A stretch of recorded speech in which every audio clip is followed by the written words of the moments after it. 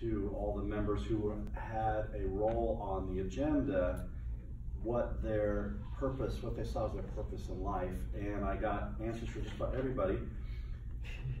Unfortunately, I was taking notes throughout the week. I didn't print the latest version, so I only have a few people. So those that did answer the question or did not answer the question and want to answer the question, when they come up, please read them. Otherwise, I will read them for the particular individual. There's a correction on the agenda.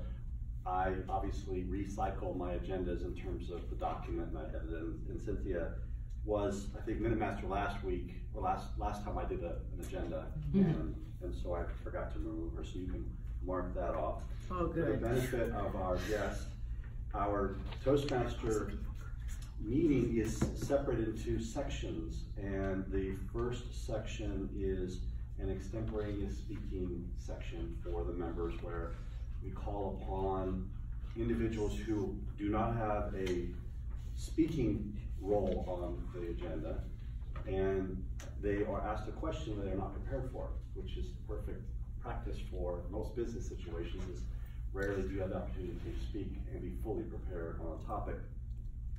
The second section is the prepared speaking section. We've got names listed here of people who will speak. And the third section is the evaluation, where we evaluate the speakers as well as evaluate the meeting overall, how it's been run, evaluate me, I guess.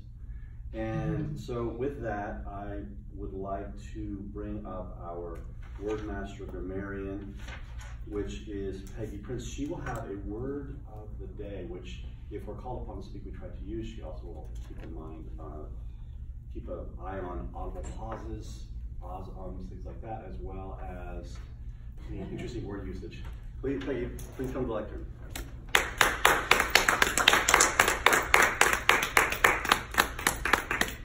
Thank you, Brian. And of course, I forgot the tape for the word of the day is concise.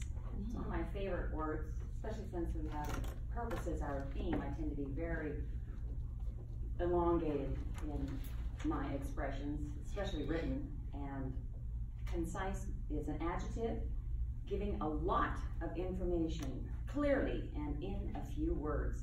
Brief but comprehensive, a concise account of the country's history, a concise wording of your purpose. And I'll grab some tape here in just a second so everybody can see the word.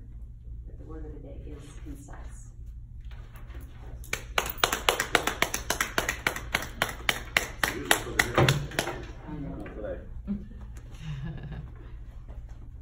In the interest of being concise, we want to make sure that as a topic master, Alicia will want to call on people who aren't on the schedule, and obviously not our guests, because we want to put them on the spot at this meeting.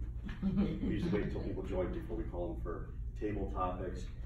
And just from an educational standpoint, we need to repeat for our newer members or people that join, that we don't call on like the speakers. We call on other people, and we do it in order typically of who's talking the least. So if someone's not on the schedule, but they're here, you definitely call on them and give them the opportunity to speak.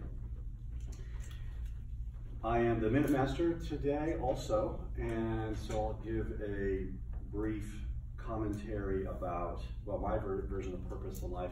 There's actually a book called A Purpose-Driven Life that I've never actually read, but it was really popular. And the idea is that if you don't have a purpose, then you actually have less satisfaction of life, you definitely have less health. In fact, there's a book I have read, which Matthew will give you a hard time about. It's called Younger Next Year. I'm a big proponent of it. And it talks about, as you get older in life, oftentimes our purpose is work or raising kids. Well, my kids are pretty grown, and eventually they're going to have really nothing that they need from me, and all I have is my job. And then I'll retire, and then the question is, well, now what do I do? Right? But with today's lifestyles or healthcare, which elongates our life, and if we take the right kind of, adopt the right kind of behaviors, we can actually have a pretty vigorous next third, as they call it in the book, of our life. And one of the formulas, other than things like continuing to learn and vigorous exercise, every day or 6 days a week, or 2 days a week with Great. They also recommend that you stay engaged in life and find a purpose. Otherwise, your next third of your life is not very rewarding. So, our topic master is Alicia Hernandez, and Alicia, she will answer the question, what do you see as your purpose in life? Family life, I believe, is to be the matriarch of the family, the pillar of strength, solutions, and wisdom. I always pray for wisdom. Work life, I see as a helper, to order, get things done, in both to make a difference in this world, regardless of how small it may be. Very, very philosophical and thoughtful. Please help me welcome Alicia for a concise topic section. Since we have lots of speakers. Fellow Toastmasters and most welcome guests. To be concise, what was I passionate about as a child? Well, it started at my grandparents' farm in Virginia, where we grew lots of produce.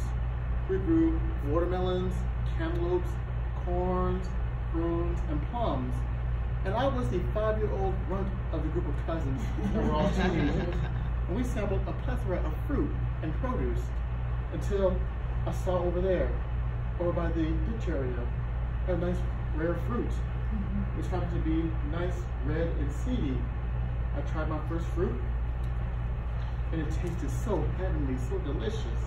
It was none other than a fruit that's in the back over there, strawberries. That was my passion as a 5-year-old kid. My passion was further exemplified when I was sick. I came down with a chicken pox a couple of months later after that, and my mother, bless her soul, she gave me a nice bowl of strawberries to make me feel better. And it gave me a new appreciation of the red seafood strawberries, and the rest was history. Madam Tabletopics Master.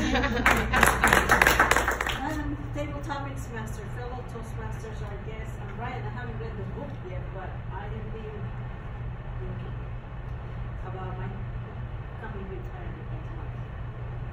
Just don't very much. I will have time just to not have to go to work and not have the pressure of work. That's the first thing. Not having the responsibility to get things done at work and deal with the staff and all of that. That's the best. The first thing is getting rid of all that. And then second, I like to do sports, a lot of activities in sports. I can't no longer run the way I used to. My body won't allow me to, but I can still run. So I hope to be able to train more than I have been training just recently. Golf has come into my life in a big way in the last few years. I'm doing more of that. I like to swim also. I'm doing more of that. I'm taking a hula class. Trying to practice my hula. And most of all, really not having this relaxing, but learning new things. There are a number of things that I put aside that I'd like to learn, and hopefully we'll have time to do that.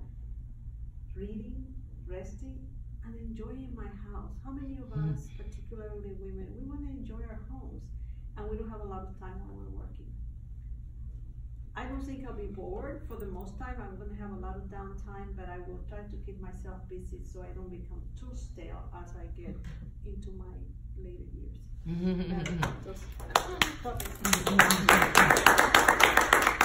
When I was younger, had a dream to be a professional soccer player. That didn't happen, so that was one dream that I didn't make happen. But if I had future dreams that are probably a little more realistic, I think I can make them happen. A big part of that would be now that I'm older, I understand what it takes more than when I was a kid. That's more of like a dream that I don't really act on because it's just like something that I want to happen rather than doing what it takes to make happen. So now that I'm older, if I wanted to get a certain job and make a lot of money, I feel like I know and am able to do what it takes to make that happen, as opposed to just really dreaming. Like I guess I can have a dream, but to make it a reality would be a lot more difficult when you're a kid because you really don't understand what it takes to make something happen.